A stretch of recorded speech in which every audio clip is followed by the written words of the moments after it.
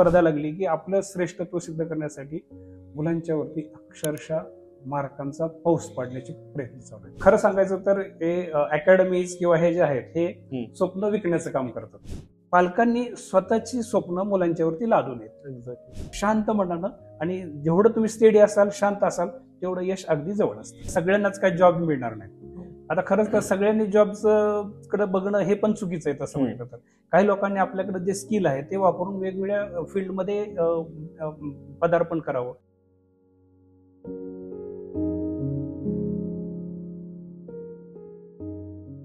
नमस्कार, to cutting podcast या YouTube चॅनलवर तुम्हा सगळ्यांचं हार्दिक स्वागत. आज आपण एक असा विषय घेऊन आलेलो आहोत जो विद्यार्थी आणि पालक यांच्यासाठी खूप महत्वाचा आहे. जसं की आपण पाहतोय की कोटा पॅटर्न झालं किंवा लातूर पॅटर्न झालं, अशा शिक्षणाचे विविध पॅटर्न आज आपल्या आसपास येत आहेत आणि त्यानुसार पालक त्यांच्या मुलांना शिक्षणासाठी पाठवत आहेत. असेच एक क्रिएटिव्ह सायन्स अकॅडमी या बारामतीतील संस्थेचे सहसंस्थापक BR घाडगे सर आज आपल्या सोबत आहेत. त्यांच्यासोबत आपण याच संदर्भात संवाद साधणार आहोत की कोटा पॅटर्न किंवा लातूर पॅटर्न या पॅटर्ननुसार जी शिक्षण पद्धती आहे त्याचे फायदे काय, तोटे काय आणि त्यासोबतच यातून विद्यार्थ्यांना नक्की काय मिळतंय आणि पालकांचा यामध्ये कितपत रोल आहे, या सर्वच गोष्टींसंदर्भात आपण आज त्यांच्यासोबत संवाद साधणार आहोत. चला तर मग. नमस्कार सर. नमस्ते. तुम्ही आधी TC कॉलेजमध्ये तुमचा जॉब सुरू होता म्हणजे ॲज अ शिक्षक म्हणून, आणि हा तुमचा सेटलमेंट जॉब होता की असं नव्हतं की जॉब जाणार होता किंवा काय, किंवा दर महिन्याला परमनंट जॉब आणि दर महिन्याला तुमचा पगार पण सुरू होता. तर मग या सगळ्या परिस्थितीतून तुम्हाला असं कधी वाटलं की बाबा क्रिएटिव्ह सायन्स अकॅडमी आपण सुरू करूया किंवा एक अकॅडमी सुरू करूया, असं तुम्हाला कधी वाटलं आणि का वाटलं? अच्छा, तुमचं ऑब्झर्वेशन अगदी बरोबर आहे बरं का. मी तुळजाराम चतुर्चंद कॉलेज गणिताचा शिक्षक म्हणून काम करत होतो. तर तिथं मला खूप समाधान होतं. खरं सांगायचं जॉब सॅटिस्फॅक्शन ज्याला म्हणतो आपण ते परिपूर्ण मिळालं होतं. आणि दुसरं वैशिष्ट्य तुमच्या माहितीसाठी की माझं कॉलेज एज्युकेशन 11वी to BSc हे तिथंच झालंय. म्हणजे तसं बघितलं तर TC कॉलेज हे माझ्यासाठी मंदिरच आहे. म्हणजे जिथं शिक्षण झालं तिथं तुम्ही जॉब, आणि तिथं मला एकदाही असं वाटलं नाही की मी तिथे जॉब करतोय. बरोबर. हे अगदी खेळीमेळीनं आमचं चाललं होतं छान, म्हणजे रेग्युलर शिस्तीत वगैरे सगळं. आणि तिथं असताना आम्ही CET त्यानंतर 12वी बोर्ड ह्यांची चांगली तयारी करून घेत होतो.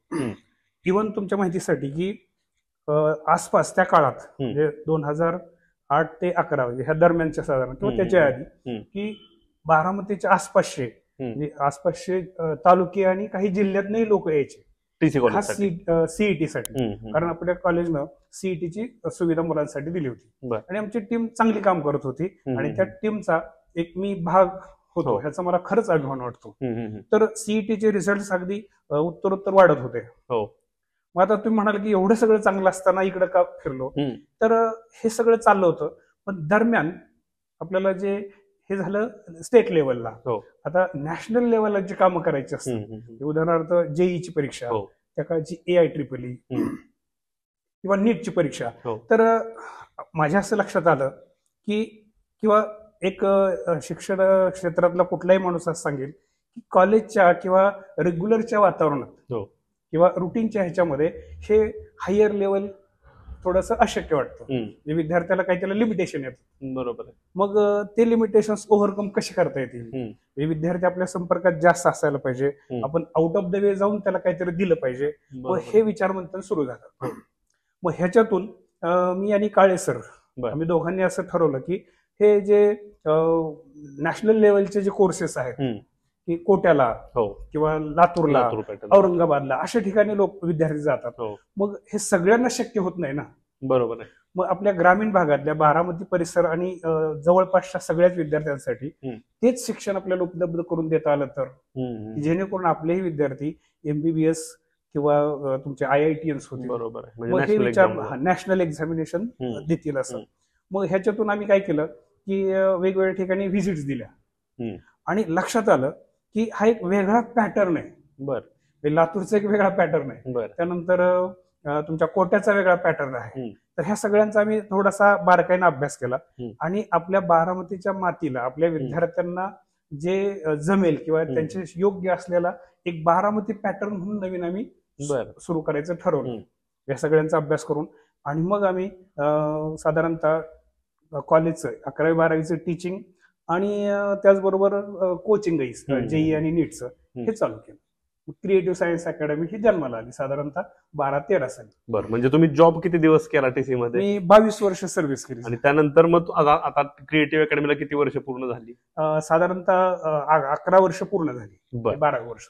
बरं, आता हे तुम्ही तुमच्या अकॅडमीमध्ये अगदी 5वी पासून मुलांना आता सर्व सोयी उपलब्ध करून दिलेल्या आहेत, त्यासोबतच 11वी-12वी हे पण तुम्ही उपलब्ध करून दिलेले आहेत. त्यासाठी तुम्ही सगळ्या सोयी पुरवलेल्या आहेत. एक्झॅक्ट. तर हे सगळं करत असताना अगदी हॉस्टेल म्हणा किंवा मेस म्हणा, ह्या सगळ्या गोष्टी करत असताना तुम्हाला शिक्षणाव्यतिरिक्त जे काय चॅलेंजेस येतात तर ते काय येतात आणि त्या लहान मुलांच्या चॅलेंजेस सोबत तुम्ही कसं डील करता? शिक्षणाव्यतिरिक्त म्हणजे टीचिंग व्यतिरिक्त बरेचसे चॅलेंजेस आहेत. कारण ही बरीचशी विद्यार्थी आपले बरेचसे निवासी असतात. बरोबर. आपल्याकडे हॉस्टेल फॅसिलिटी आहे, मेस फॅसिलिटी आहे आणि शिवाय एका छताखाली या सगळ्या गोष्टी टीचिंग आणि कोचिंग येतात. तर ह्याच्यात एक म्हणजे विद्यार्थ्याचा लहान 5वीचे विद्यार्थी किंवा 8वीचे विद्यार्थी, 9वीचे विद्यार्थी, 10वीचे विद्यार्थी हे लहान वयानं असतात. मग ते थोडेसे पॅनिक होत असतात. दुसरी गोष्ट, घरचं त्यांना खाणं पिणं नसतं तर आपल्या मेसचं जेवायला लागतं. त्याच्यानंतर आणखी त्यांच्या कमी वयात आपण त्यांना थोडंसं जास्त एज्युकेशन द्यायचा प्रयत्न करतो, थोडासा लोड येतो त्यांच्यावरती. तर हे परत आणखी डिसिप्लिनच्या बाबतीत आता तुम्ही तर बघताय की परिसरात वगैरे ज्या विद्यार्थी जे त्यांचा संयम आहे तो संयम सुटत चाललेला आहे. बारीक सारीक कारणावरनं बऱ्याचशा गोष्टी घडत आहेत आसपास आपण बघतोय. तर ह्या सगळे चॅलेंजेस आम्हाला फेस करावे लागतात आणि ते आम्ही समर्थपणे पेलत असतो.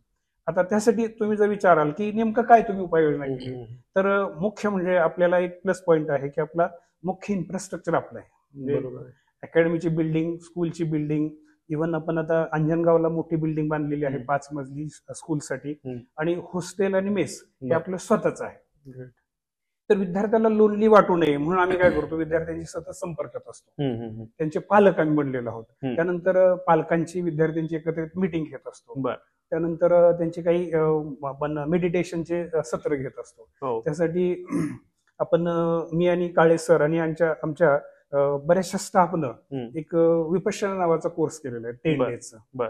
तर त्याच्यात थोडंसं ते जर केलं 10-10 मिनिटाचं आपण विद्यार्थ्याला देत असतो आणि आम्हाला त्याच्यावर इतका म्हणजे प्रचंड यश मिळालं की थोडे डिसिप्लिनचे जे प्रॉब्लेम्स आहेत ते हळूहळू कमी झाले मेडिटेशन. आणि शिवाय कसं की विद्यार्थी आणि आमचा जो रेशो आहे, टीचर स्टुडंट रेशो किंवा बाकीचे टीचर व्यतिरिक्त जे शिक्षकेतर कर्मचारी आहेत हेही आम्हाला म्हणजे नशिबानं चांगले मिळाले.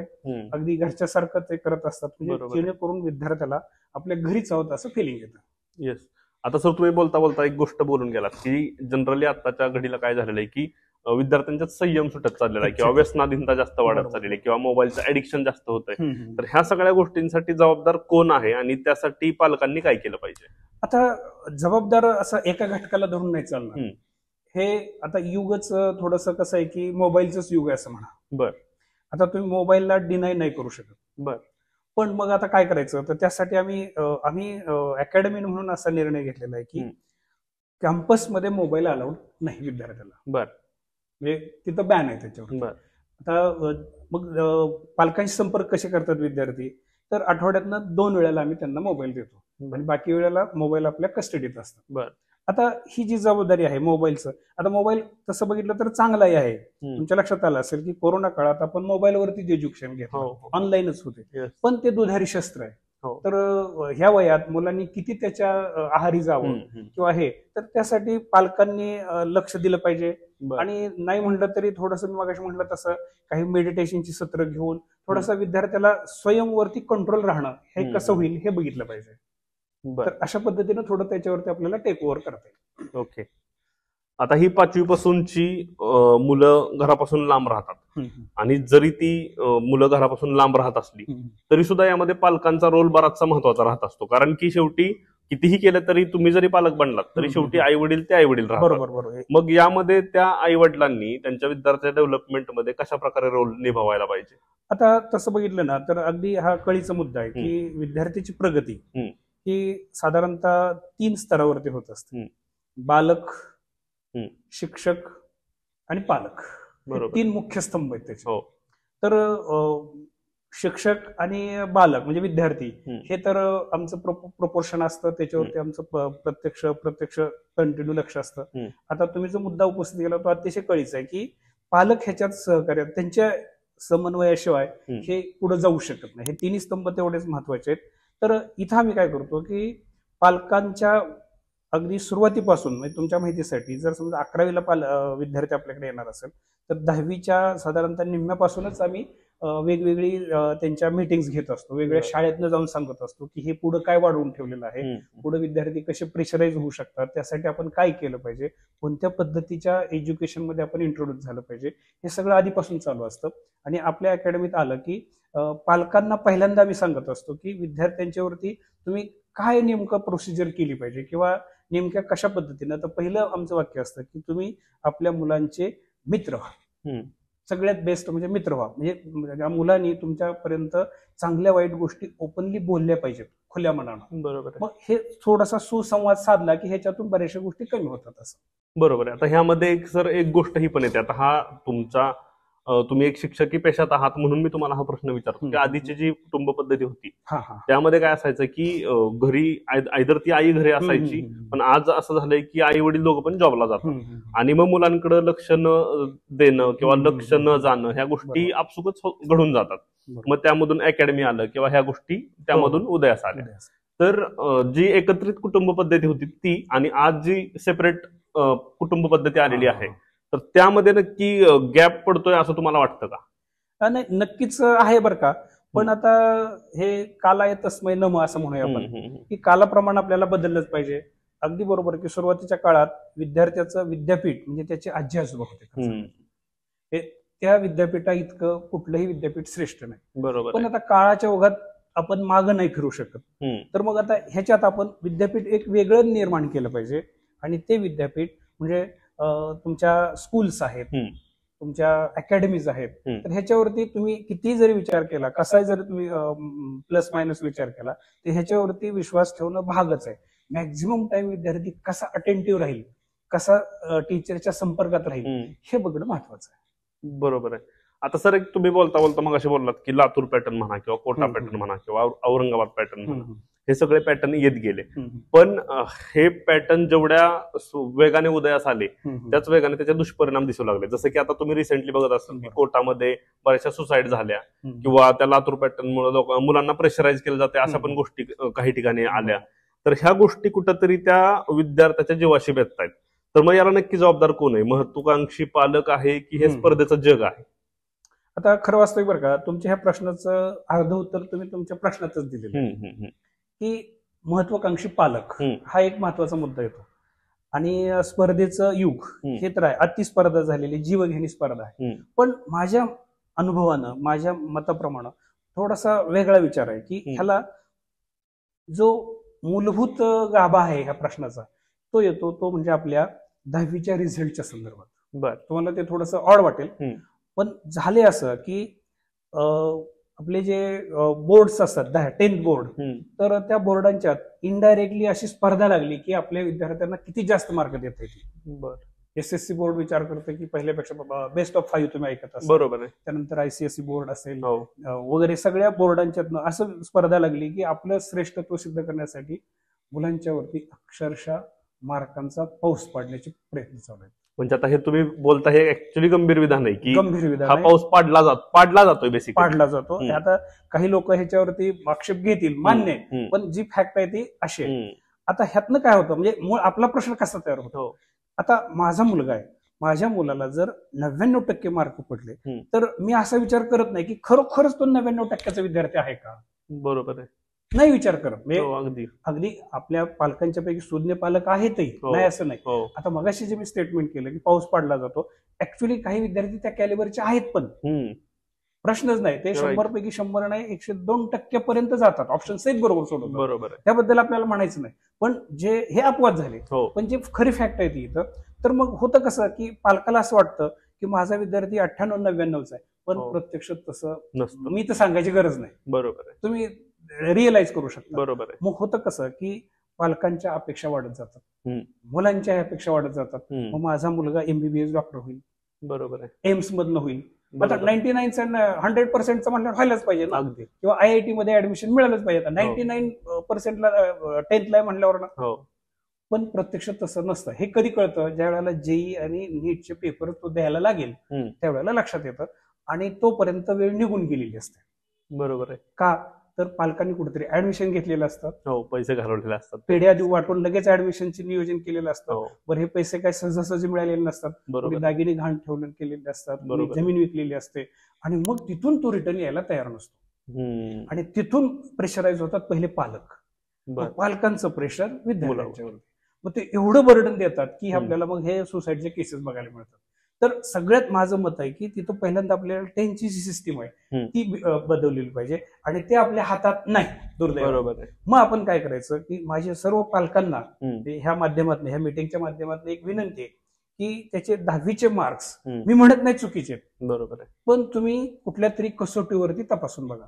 ती कसोटी मी सांगतो, तुम्ही ज्या ज्या ठिकाणी ऍडमिशन घ्याल, तुमच्या अकॅडमीमध्ये म्हणा असेल किंवा मोठ्या एखाद्या संस्थेमध्ये ऍडमिशन असेल, तर तिथल्या जेईची किंवा नीटची जी तयारी करत असाल तर ती टेस्ट द्यायला हवा त्याला. त्या टेस्टमध्ये किती मार्क मिळतात बघा सुरुवातीला, आणि त्याच्या बाहेर प्लस मायनस कुठेतरी त्याचा स्कोर असेल. अगदीच नीटची परीक्षा 720 पैकी असते, तो जर 100 मार्क मिळवत असेल तर तुम्ही कुठल्या यानं अपेक्षा करणार की, आणि बरं आताचे स्कोर तुम्हाला माहिती आहे, पूर्वी 600 650 मध्ये खूप असायचे, आता 700च्या वरती गेलं तरी त्याला प्रॉब्लेम यायला लागले. राईट. तर मग हा जो डिफरन्स आहे हा पालकांनी अंडरस्टँड करायचा आहे आणि त्याचबरोबर विद्यार्थी पण येतील. हा खरा मुद्दा इथं आहे मला. बरोबर आहे. आता सर, हे सगळं करत असताना तुम्ही जी गोष्ट बोललात की ज्यावेळेस आपण महत्वाकांक्षी पालक बघतो किंवा त्या मुलाचं पण एक स्वप्न असतं, तर ह्या सगळ्या गर्दीमध्ये कुठंतरी ह्याचा फायदा खाजगी सेक्टर किंवा संस्था घेतायत असं तुम्हाला वाटतं का? म्हणजे सगळ्याच असं म्हणत नाहीये मी तुम्हाला, बट बऱ्यापैकी आज पुण्यामध्ये जरी गेलं तरी एमपीएससीची पण सेम अवस्था आहे की बॅनर लावून ऍडव्हर्टाईज करून लोकांना स्वप्न दाखवले जातात आणि त्यातून ऍडमिशन केली जातात, आणि ही थोड्याफार प्रमाणात सगळीकडेच गोष्ट दिसत आली आहे. आता बरोबर आहे अगदी. म्हणजे खरं सांगायचं तर हे अकॅडमीज किंवा हे जे आहेत हे स्वप्न विकण्याचं काम करतात. बरोबर आहे. मग आता तुम्ही त्या स्वप्नाला किती चिटकून राहायचं किंवा कुठल्या दर्जाची किंवा कुठल्या लेवलची स्वप्न पाळायची, आता पालकांनी थोडं तारतम्य ठेवणं गरजेचं आहे. कारण जे ऍडमिशन द्यायला बसलेत, आता तुमच्या माहितीसाठी म्हणजे हा तसं बघितलं तर एक मार्केट झालेलं आहे. म्हणजे एक प्रोफेशन ज्याला म्हणतो आम्ही, आता मला ते खेदानं मान्य करावंच वाटतं की टीचिंग प्रोफेशनच्या थोडंसं जरा अगेन्स्ट चाललेलं आहे. थोडं मार्केटिंग त्याच्यामध्ये आले, एथिक्स राहिलेलं नाही, एथिक्स थोडेसे.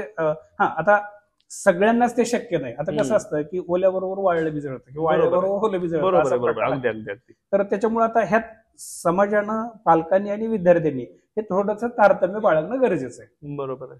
अवास्तव अपेक्षांना किंवा स्वप्नांना बळी पडू नये असं. बरोबर आहे. आता सर, जेई झालं किंवा नीट झालं किंवा मुलांना डॉक्टर इंजिनियर बनवायची स्वप्न झाली, या सगळ्या गोष्टी ते एक मूल म्हणून त्याचं एक जगणं आपण हिरावून घेतोय. ही गोष्ट बऱ्याचदा अधोरेखित झालेली आहे की एखाद्याला जबरदस्ती ट्युशनला बसवणं झालं किंवा एखादा मुलगा त्याला रजिस्ट पण करत असतो की अरे नाही मला हे करायचं, पण स्टील ह्या गोष्टी होतात.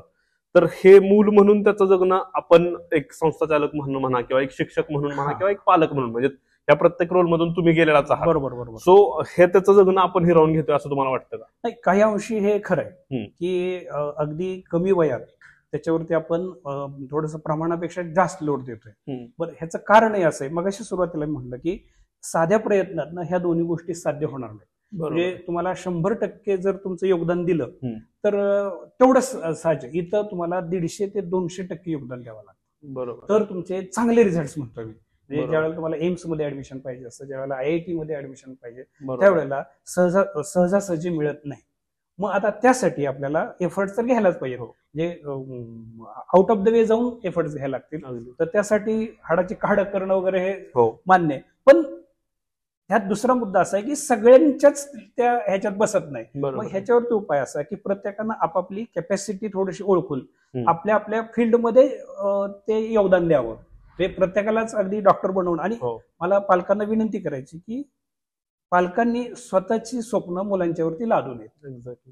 त्याचं स्वप्न असं, आणि बघा तुम्ही जर स्वप्न असेल मुलाचं खरोखरच, आणि माझे अनुभव आहेत आतापर्यंत टीचिंग मध्ये की आमचे जे एक विद्यार्थी एम्सला पण अभ्यास करते, MBBS ज्या गव्हर्नमेंट सीट्स आमच्या काही विद्यार्थ्यांनी मिळवलेले आहेत, तर खरोखरच ते तुमच्या माहितीसाठी की त्यांचा जो स्टडी आहे तो एन्जॉय करत होते. एन्जॉय करत होते, त्यांना असा लोड वाटत नव्हता. की ज्या वेळेला तुम्हाला ते हॉबी वाटते किंवा तुमचा तो ते स्वप्न वाटतं, त्यावेळेला तुम्हाला त्याचे जगता तुम्ही आणि ट्रेस येत नाही. येस, आता सर हे तुम्ही जवळपास 30 वर्ष झालं एज्युकेशन सेक्टरमध्ये, 30-32 वर्ष झालं तुम्ही शिक्षण क्षेत्रात कार्यरत आहात.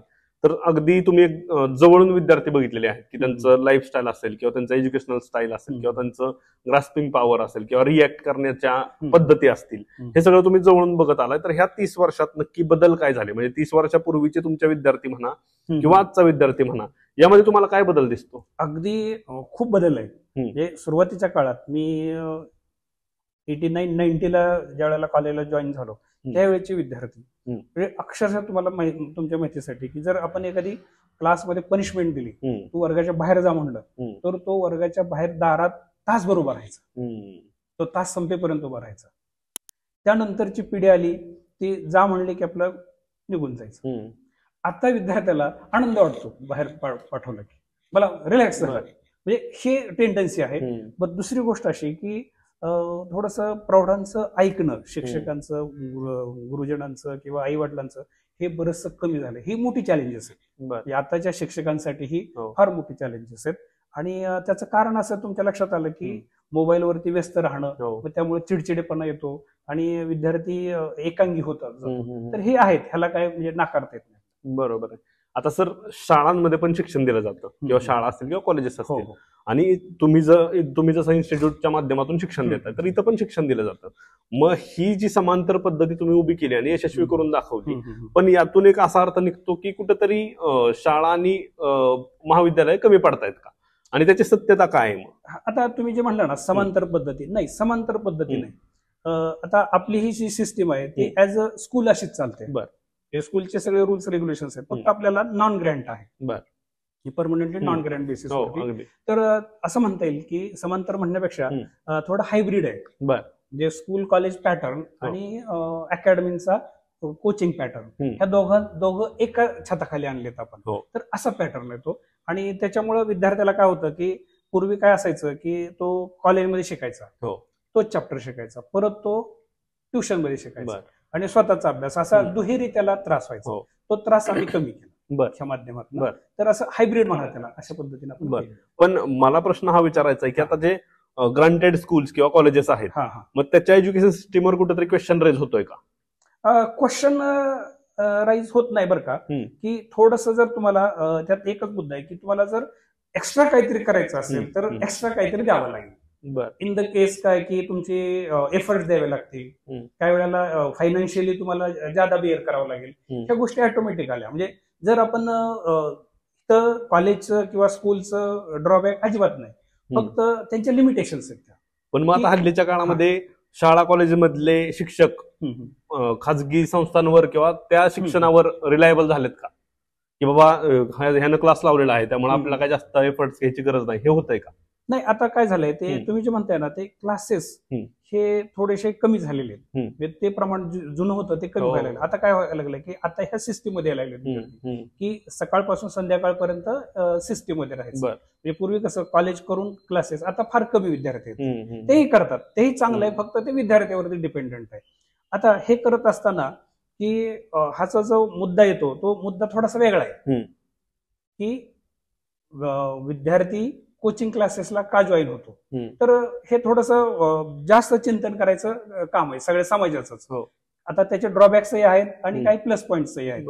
आता जो विद्यार्थी घेतो त्याला प्लस पॉईंट आहे. फक्त माझी पालकांना ह्यातनं एकच विनंती की आपला विद्यार्थी योग्य ठिकाणी टाका, त्याच्या योग्यतेप्रमाणे योग्य ठिकाणी टाका. बरोबर आहे. आता सर मार्च आणि फेब्रुवारी जसं की आपण म्हणतो की परीक्षांचा काळ सुरू झाला की तुमचं HSC असेल, SSC असेल, त्यासोबतच बाकी ज्या काही परीक्षा असतात, एंट्रन्स एक्झाम असेल या उन्हाळ्यामध्ये वगैरे, तर त्या होणार आहेत. तर या संदर्भात तुम्ही ओव्हरऑल विद्यार्थ्यांना आणि त्यांच्या पालकांना त्या परीक्षांसंदर्भात काय सल्ला द्याल?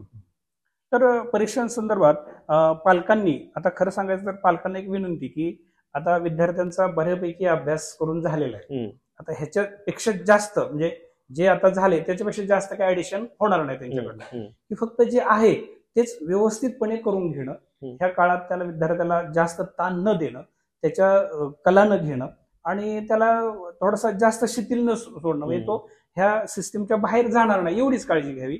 आणि विद्यार्थ्यांनी ही काळजी घ्यायची की आपलं जे आतापर्यंत अभ्यास झालेला आहे की एवढं तुम्ही 12वीचा विद्यार्थी असेल, JEE नीटचा, तर 2 वर्षाचा सिलेबस असतो. तर 2 वर्ष तुम्ही मेहनत घेतलेली आहे, तर आता ती फळाला येण्याचे दिवस आहेत. हम्म. तर ह्याच्यासाठी तुम्ही अगदी कामली आणि क्वाइटली व्यवस्थितपणे अभ्यासाला लागायचं. त्यासाठी तुम्ही मेडिटेशनचं सत्र वापरा, बाकी काही करा, फक्त शांत मनानं, आणि जेवढं तुम्ही स्टेडी असाल, शांत असाल, तेवढं यश अगदी जवळ असतं. बरोबर आहे सर. जाता जाता एक महत्वाचा प्रश्न की आता जेई आणि नीटच्या माध्यमातून बरेचसे विद्यार्थी इंजिनिअरिंग म्हणा किंवा मेडिकलकडे वळतात, किंवा काही लोक आउट ऑफ कंट्री जाऊन मेडिकल शिकून नंतर मग नीट एक्झाम देतात.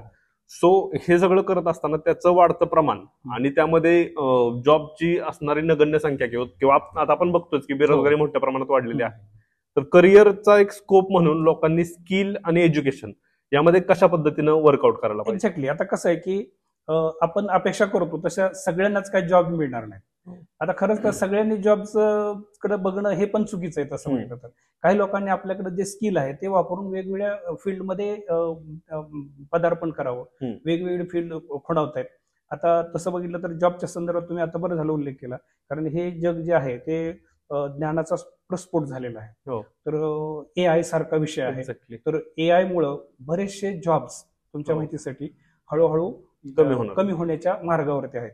तर ह्याच्यासाठी विद्यार्थ्यांनी, पालकांनी थोडंसं सजग होणं गरजेचं आहे, आणि थोडंसं आपलं कौशल्याधारित शिक्षण घेऊन आपलं स्किल बाळगून आपल्या स्वतःच्या पायावरती उद्योग उभं करणं, ह्याच्याकडे जास्त लक्ष दिलं पाहिजे. आता सर तुमच्या अनुभवावरून, तुमच्या अनुभवासंदर्भात एक प्रश्न विचारतो की कधीतरी तुमच्याकडे असा एखादा विद्यार्थी आला का, बाबा मला हे सगळ्या गोष्टी ओव्हरलोड होत आहेत आणि मला हे झेपत नाहीये, तर अशा विद्यार्थ्यासोबत कशा पद्धतीने डील केलं पाहिजे? अगदी खूप विद्यार्थी येतात असे तुमच्या माहितीसाठी. कसं होतं की सुरुवातीला 9 दिवस असतात, पालकांनी ऍडमिशन घेतलेलं असतं, विद्यार्थी सेट झालेला असतो, एक 3-4 महिने काही वाटत नाही.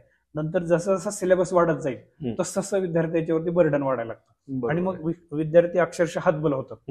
मग अशा वेळेला आमचं काम असं आहे की त्यांना थोडंसं सेपरेट बोलवून त्यांना मोटिवेट करावं लागतं. त्यानंतर त्यांना काही कानमंत्र द्यावे लागतात. काही मगाशी म्हटलं तसं परत एकदा मी म्हणतो की मेडिटेशनचे प्रयोग त्यांच्यावरती करावे लागतात. थोडंसं सायकोलॉजिकल त्यांना हे देऊन ह्या गोष्टी सगळ्या मॅनेज कराव्या लागतात.